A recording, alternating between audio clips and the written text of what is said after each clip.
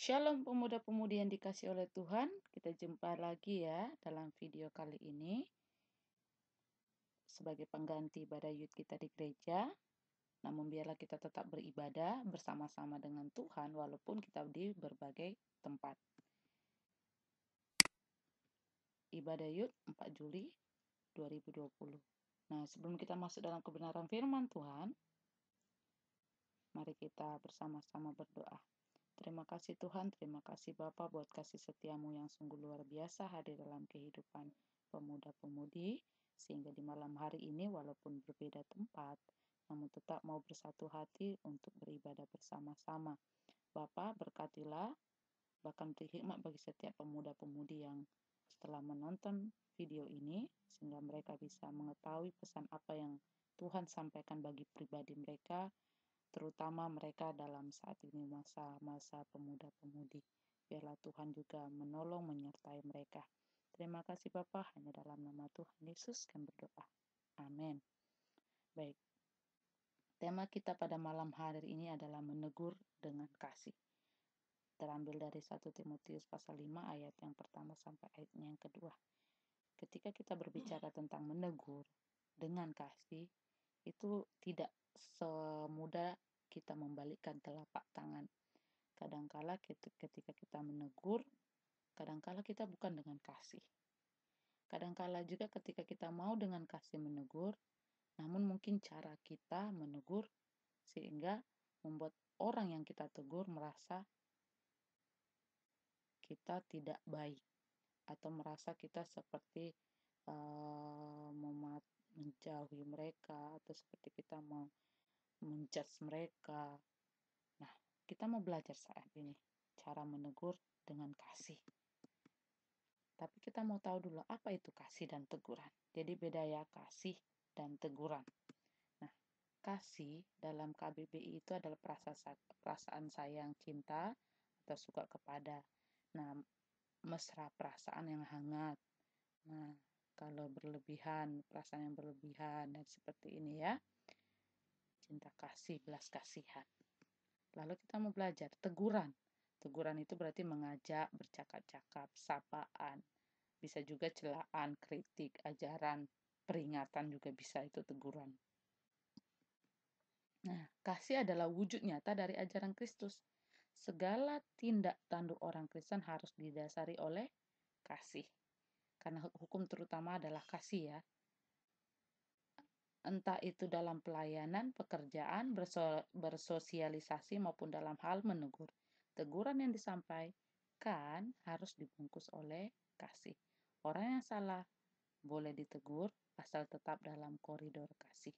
Nah, jadi ketika kita bertemu dengan teman kita yang mungkin dia salah, kita tegur. Tapi ingat, tegurlah dengan kasih. Nah, kita mau belajar. Menegur tetapi akhirnya justru bertengkar dengan orang yang ditegur, pernah nggak?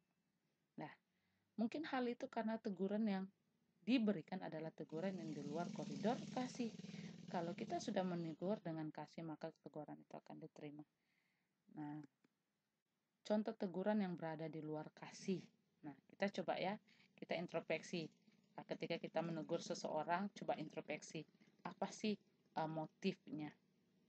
Apakah di luar kasih atau memang sudah dengan kasih? Contoh teguran yang di luar kasih itu seperti ini. Yang pertama, tegurannya itu dimotivasi oleh amarah. Jadi ketika kita menegur, memang kita nggak marah-marah, memang kita nggak bentak-bentak, tapi karena kita sudah motivasi kita karena marah. Jadi kita menegur. Nah, itu salah. Yang kedua, teguran yang dimotivasi oleh kebencian. Nah, kita tegur dia karena kita sudah benci dulu, baru kita tegur. Nah, itu salah. Jadi maunya kita tegur, itu karena kita memang kasih. Yang ketiga, teguran yang dimotivasi oleh membalas. Nah, karena dia sudah tadinya menegur kita dengan kasar, terus kita tegur lagi. Nah, tegurnya karena mau membalas. Nah, itu salah ya. Yang keempat, teguran yang dimotivasi oleh iri hati. Karena kita iri, kita nggak suka dia berhasil, kita mungkin mau juga seperti dia, atau kita mau melihat dia jatuh, jadi kita tegur. Padahal sebenarnya teguran kita itu tidak benar gitu. Itu karena apa? Karena iri hatinya kita. Dan yang kelima, teguran yang dimotivasi untuk menunjukkan kuasa atau selaku atasan.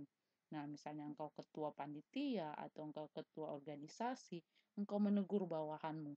Tapi teguranmu itu bukan dimotivasi karena kasih, tapi karena engkau memiliki kuasa atau engkau selaku atasan. Nah, ini adalah contoh-contoh teguran yang di luar kasih. Sehingga apa? Sehingga ketika kita memberikan teguran di luar kasih, maka bukan berefek baik, tapi bertengkar dengan orang yang kita tegur itu pasti akan terjadi. Ingat, jika kita menegur dengan motivasi di atas, maka hasilnya kemungkinan besar bukan mendatangkan kebaikan, melainkan mendatangkan kekacauan. Tetapi ketika kita memiliki motivasi karena kasih, kita menegur karena kasih, maka hasilnya pun akan mendatangkan kebaikan. Lalu bagaimana cara kita menegur dengan kasih? Nah, yang pertama, tegurlah sebagai bapak atau ibumu. Ayat 1a dikatakan, janganlah engkau keras terhadap orang tua, melainkan tegurlah dia sebagai bapak. Tegurlah orang-orang muda sebagai saudaramu. Nah, jadi di sini mau dikatakan bagaimana cara kita menegur dengan kasih, itu kita tegur sebagai bapak atau ibumu. Contohnya, kalau bapak dan ibu menasihati itu pasti dengan baik-baik kan? Nah, karena tujuan yang baik, karena motivasi yang baik. Begitu juga dengan kita, yaitu dengan sopan santun, dengan tata krama yang baik, dan ingat dengan rendah hati ketika kita mau menegur seseorang. Bukan berarti ketika kita tegurlah sebagai bapak dan ibu, kita menjadi bapak dan ibu, jadi kita menegurnya dengan kuasa. Bukan. Bilapun engkau lebih tua dari orang yang kau tegur, juga jangan menegur dengan karena engkau kuasa. Karena kau memiliki kuasa yang lebih tua dari yang engkau akan tegur. Tidak, karena itu adalah motivasi yang salah. Tapi tegurlah dengan rendah hati.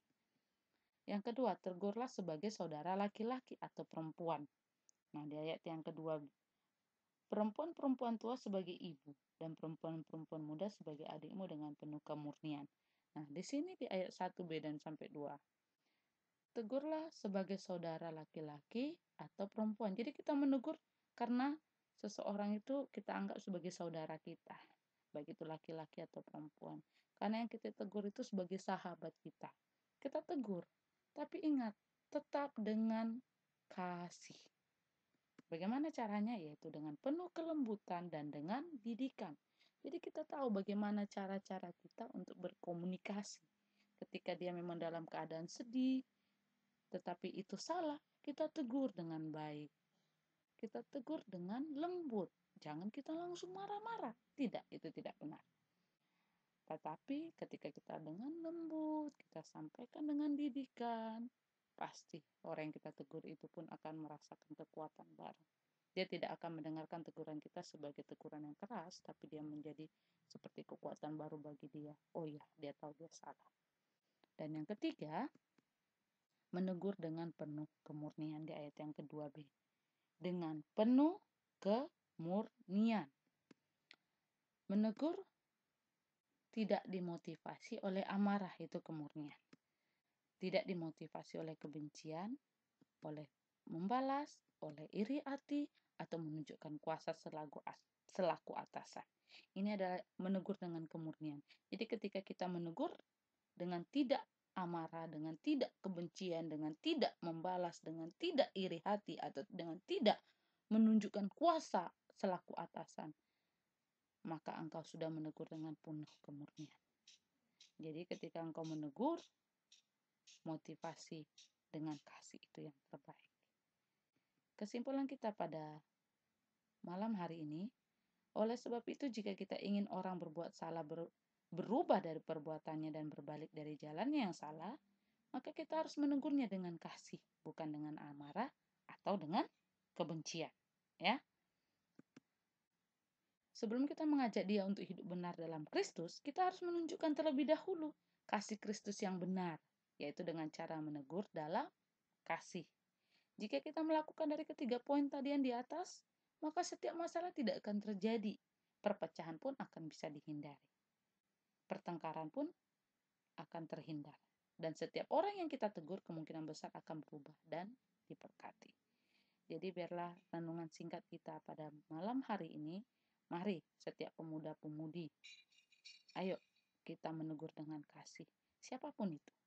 mau itu sahabat kita, maupun itu teman kita, orang tua, adik kita, kakak kita, bisa kita menegur jika kita memang melihat apa yang mereka lakukan sudah bukan sesuai dengan aturan Tuhan. Tapi ingat, tegurlah dengan kasih. Dengan 3 poin tadi yang di atas, kita mau belajar. Sehingga apa?